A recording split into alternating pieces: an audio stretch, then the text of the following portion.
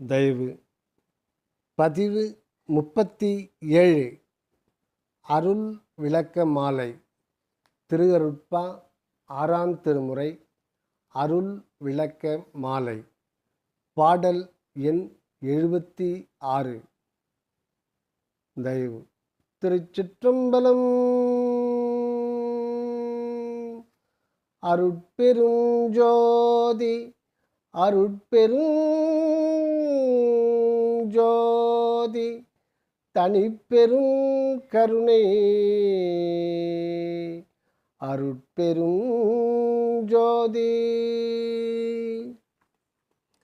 வெம்மாலை சிறுவரொடும் வெம்மாலைச் சிறுவரொடும் விளையாடித் திரியும் மிகச்சிறிய பருவத்தே வியந்து நினை வெம்மாலைச் சிறுவரொடும் விளையாடித் திரியும் மிகச்சிறிய பருவத்தே வியந்து நினை நமது பெம்மான் என்று அடிகுறித்து பாடும் வகை புரிந்த பெருமானே,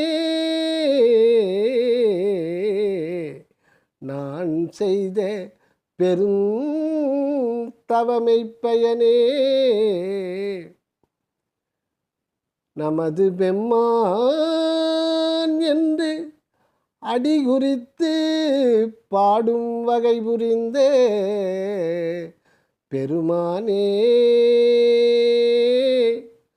நான் செய்த பெரும் தவ மெய்ப்பயனே.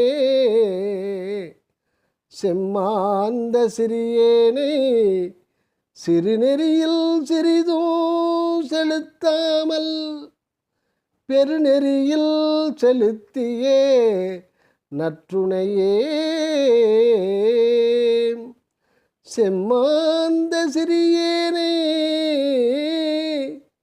சிறுநெறியில் சிறிதும் செலுத்தாமல் சிறுநெறியில் சிறிதும் செலுத்தாமல் பெருநெறியில் செலுத்தியே நற்றுணையே. அம்மானே என் ஆவிக்கு ஆன பெரும்பொருளே, அம்மானே என் ஆவிக்கான பெரும் பொருளே. அம்பலத்தின் அரசே என் நலங்கள் அணிந்தருளே. அம்மானே என் ஆவிக்கான பெரும் பொருளே. அம்பலத்தின் அரசே என் நலங்கள் அணிந்தருளே. அருள் விளக்க உரை தயாநிதி சுவாமி சரவணானந்தா. ஒருவன் மிகச் சிறு பருவத்திலே பெரியார்க்கும் அரிய அற்புத ஆற்றலோடு விளங்குகின்றான் என்றால் அதற்கு காரணம் சாதாரணமாக விளங்குவதில்லை, இயற்கை படைப்பின் அற்புத செயல் என்றுதான் கூறிவிடுகின்றார்கள் விஞ்ஞான மனப்பான்மை கொண்டவர்கள். ஆன்ம மெய்ஞானியர் அதனை அப்படி ஏற்றுக்கொள்ளார்கள். ஒருவன் தான் முற்பிறப்பில் ஏற்றிருந்த அனுபவங்கள் ஓரொரு சந்தர்ப்ப விசேடத்தால் மறுபிறப்பில் வெளிப்படுவது உண்டு. அப்போது அந்த அனுபவங்கள் ஆன்மாவுக்கு சிறுபோதிலேயே வெளிப்பட்டு விடுகின்றதாம். அப்படி வெளிப்பட்டதையே பிறர் அற்புதமாக வியந்து கொள்ளுகின்றார்களாம். இதில் ஓரளவுக்கு உண்மை உண்டுதான். இதற்கு மேல் இன்னும் ஒருபடி சென்றால் முழு உண்மையையும் கண்டுகொள்ள முடியும். அதுதான் அருள் நிலையாகும். ஒவ்வொரு ஆன்ம அணுவிலும் அறிவு வளர்ச்சியும் அனுபவங்களும் விளைந்து கொண்டே இருக்கின்றன. இந்த விளைவையெல்லாம் உள்ளிருந்து கண்டும் அடக்கி ஆண்டும் வெளிப்படுத்தி கொண்டும் இருக்கின்றவர் நம் அருட்பெருஞ்சோதி ஆண்டவரே ஆவார். அவருடைய அருள் உள்ள பாங்கின்படி யாவும் நடக்கின்றன. இயற்கையின் விதிமுறைக்கு விளக்கானது இதுவாகும். முன்பிறப்பின் அனுபவம் தொடர் பிறப்பில் வருகின்றது என்பது பலருக்கும் தெரிந்து கொள்ள முடிகின்றதில்லை. ஒருவனுக்கே ஒரு பிறப்பிலே மற்றும் பலருடைய அனுபவமும் பெறச் செய்யவும் முடிகின்றதை விஞ்ஞான ரீதியில் கூட மெய்ப்பித்திருக்கின்றனர் இப்போது. ஆனால் அந்த குறிப்பிட்ட ஒருவனில் பிறருடைய ஆவி வடிவம் வந்து புகுந்து கொண்டு அதன் அனுபவத்தை வெளியிடுவதாக கருதுகின்றனர். சிலர் இதை மறுக்கின்றனர். இவ்வளவும் அருள் உண்மையை உள்ளவாறு அறிந்து கொள்ளாததினால்தான் என்று உணர்த்தப்படுகின்றோம் இன்று. அந்த உண்மை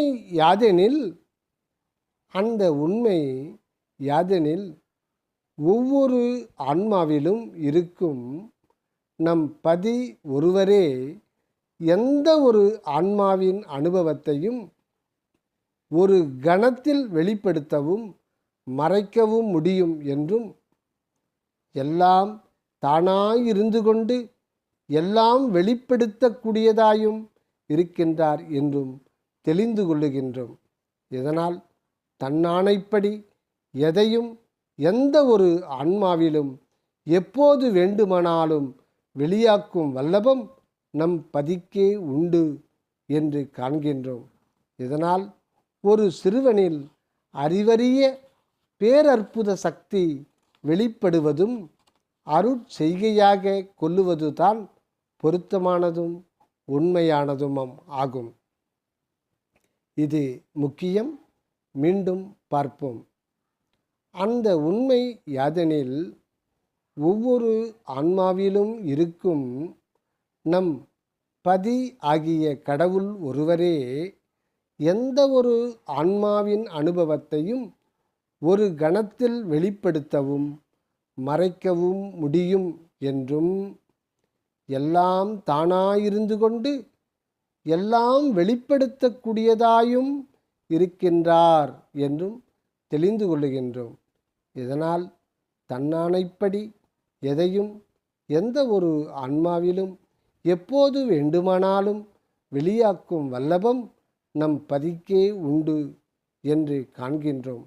இதனால் ஒரு சிறுவனில் அறிவறிய பேரற்புத சக்தி வெளிப்படுவதும் அருட்செய்கையாக கொள்ளுவதுதான் பொருத்தமானதும் உண்மையானதும் ஆகும்.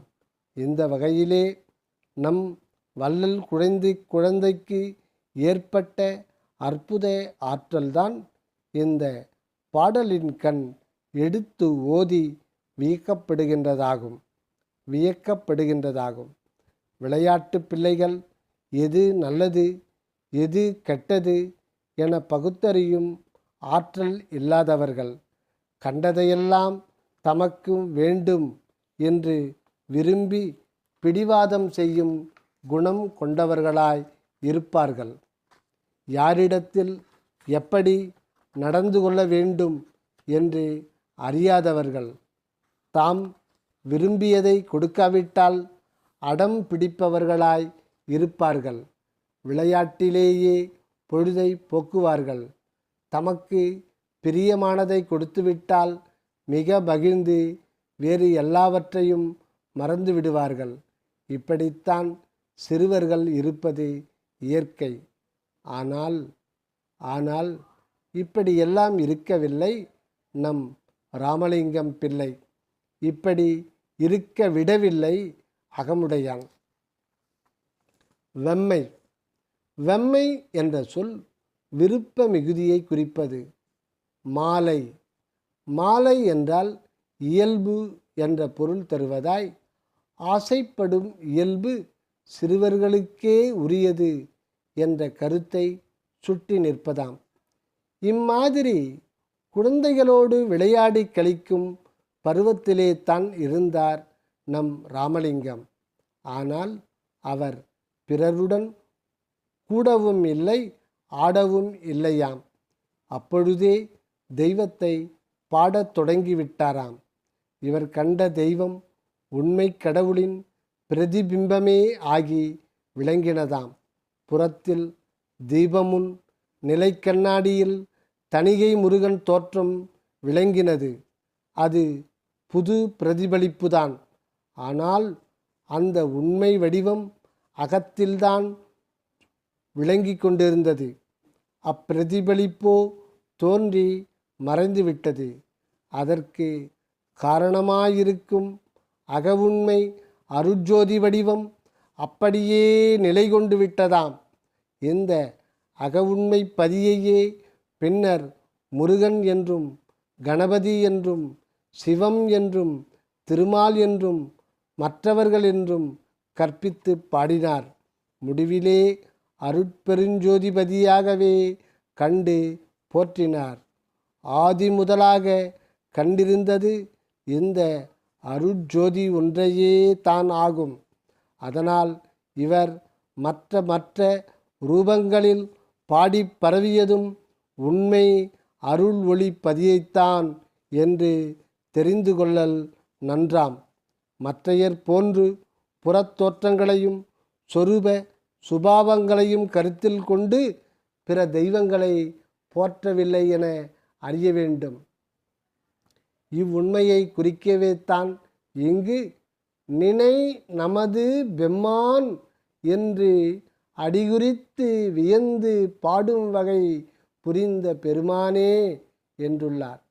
மெய்யான அருட்பெரும்பதி முன்னிலையில் இருந்து நீ நமது பெம்மான், அதாவது நமது உரிமை கடவுள், சொந்த தெய்வம் என்றும் அடிகுறித்து, அதாவது முதலாக கொண்டு வியந்து பாட்டிசைத்து புகழ்பாடும் வண்ணம் செய்துவிட்ட பெருமான் மிகச் சிறப்புடையோன் நீ அல்லவோ எனவும் குறித்துள்ளார்.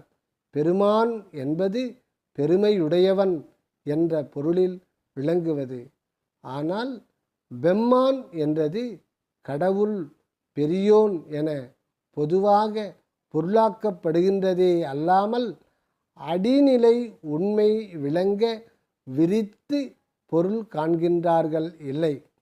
அப்படி காணும்போது சில விசேடங்களை அறிகின்றோம். பொதுவாக பெம்மான் என்பதில் மான் என்பது சிறப்புடைய ஆண்மகனை குறிக்கும் விகுதி போன்றதாம். இது கொண்டு பெருமையுடையோனை பெருமான் என்றும், கோ என்னும் அரசுடையோனை கோமான் என்றும், செம்மை நலமுடையோனை செம்மான் என்றும், கரும் பொற்கொல்லு வேலை செய்வோனை கருமான் என்றும் கூறும் வழக்கம் உண்டாகியுள்ளதை காண்கின்றோம். இவை போல பெண்ணை போற்றிக்கொண்டு விளங்குகின்றவனை பெண்மான் என்பதுதான் பெம்மான் ஆகி மருவியுள்ளதென கொள்ளப்படும். இதன் கற்பனாதீத உண்மை யாதெனில், திருவருள் என்னும் சக்தி தேவியை தன்னிடம் கொண்டு எல்லோருக்கும் அருள் செய்யும் கடவுளாக கொள்ள குறித்ததாம். இதனால்தான் நம் சிவபதியைத்தான் பெம்மான் என்ற சொல்லால் சுட்டுவது மரபாயிற்றாம். பின்னர் குமார சிவத்திற்கும் இது வழங்கப்படுவதாயிற்று. பெம்மான் முருகன் பிறவான் இரவான் என கந்தர் அனுபூதி ஓதுகின்றதாம். அருட்சக்தி என்னும் வள்ளிக்கு முக்கியத்துவம் கொடுத்து வள்ளி நாயகனை பெம்மான் என போற்றப்படுவதாக கொள்ள வேண்டும். இதுபோல் சீதேவி அல்லது ஸ்ரீதேவியை தன் இதயத்தை கொண்டு பக்தர்கட்கு இதம் செய்யும் திருமாலை சீமான் ஸ்ரீமான் என்று கூறலாயினர். பின்னர் இச்சொல் மக்களின் சிறந்து மதிக்கப்படும் அரசனையும் பெரும் பொருளாளனையும் மற்ற கல்வி நலம் உடையவனையும் கூட சீமான் என்னும் வழக்கம் ஏற்பட்டுள்ளதாம். இவ்வளவுக்கும் காரணமாய் முதலாயிருந்தது பெண்ணை தன்னில் ஒரு கூறாய் கொண்ட மாதொரு பாகன் என்னும் பெம்மான் வழி தோற்றங்களே என தெளிதல் நன்றாம்.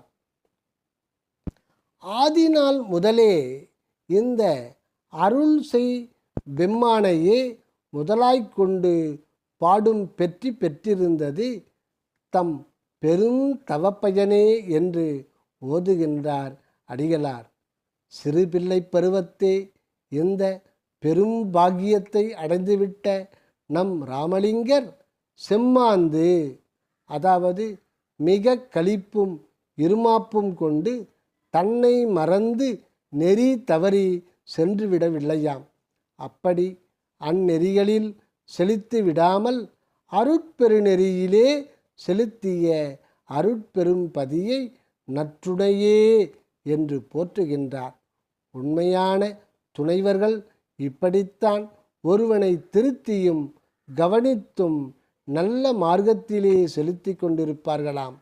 மற்ற காரிய துணைவர்கள் சமயத்திற்கு தக்கபடி இனிக்க பேசிவிட்டு மாறிவிடுவார்கள். உற்றுழி உதவாது நின்று விடுவார்கள். பொறுப்பும் கவலையும் கொண்டிருக்க மாட்டார்கள். ஆகையால் அவர்களால் பெருநலம் ஒன்றும் உண்டாகாது என்பது அனுபவமாம்.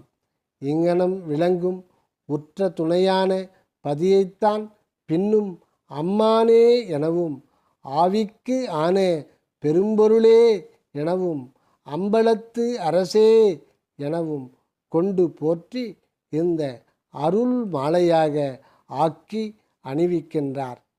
அம்மான் அம்மான் என்ற சொல் இங்கு கடவுளை அல்லது அருள் தந்தையை குறிக்க கையாளப்பட்டுள்ளதாம். ஆவிக்கு ஆன பெரும்பொருள் என்றது ஆன்மாவாகிய உயிருக்கு ஆதாரமான பரம்பொருள் என்னும் பரமான்மபதியை குறிப்பதாம். இந்த பரமான்மபதியே ஒருவர்க்கு எக்காலமும் ஆதாரமாயிருந்து நலமெல்லாம் தந்து வாழ்விக்கின்றதாகும். உலக வழக்கில் ஒருவர்க்கு ஓரிடம் ஒரு வீடு நல்வாழ்வுக்கு காரணமாய் பலகாலமாக விளங்கி வருவது என்றால் அந்த இடத்தை வீட்டை ரொம்பவும் ஆகி வந்ததாக ஆவி வந்ததாக கூறுகின்றனர். அந்த இடம் மிகவும் நல்ல யோகமுடையது என்ற கருத்தில் அப்படி கூறப்படுகின்றதாம். ஆதாரம் அல்லது பற்றுக்கோடு என்ற பொருள் கொண்ட ஒரு சொல் ஆவிகை ஆகும். இதை கொண்டுதான் ஆவிகை வந்த வீடு, அதாவது ஆவி வந்த வீடு, ஆகி வந்த வீடு என்ற உலக வழக்கு தோன்றியுள்ளதாகும். நமது ஆன்மாவாகிய நித்திய இல்லம் நம் அருட்கோவாம் கடவுளுக்கு உரிய கோயில்தான் நமக்கு அனாதி காலமாக ஆவி வந்த வீடாக இருக்கின்றது உண்மையாகும். இதில் இருக்கும் பரம்பொருள்தான் நமக்கு எக்காலும் பேராதரவு அளிப்பது பெரும் பற்றுக்கோடாய் உள்ளது. ஆதலின் அவ்விடத்தில் பொருந்தி இருந்து கொண்டு அருள் துணையுடன் வாழ்வது ஒன்றே நமக்கு சகல செல்வ யோகமிக்க நல்லின்ப வாழ்வாகும். இதனை அடைவித்தல் பொருட்டே இந்த அருள் மாலை அருள் அம்பலவருக்கு சூட்டப்படுகின்றதாம். தயவு அருட்பெருஞ்சோதி அருட்பெருஞ்சோதி தனிப்பெரும் கருணை அருட்பெருஞ்சோதி.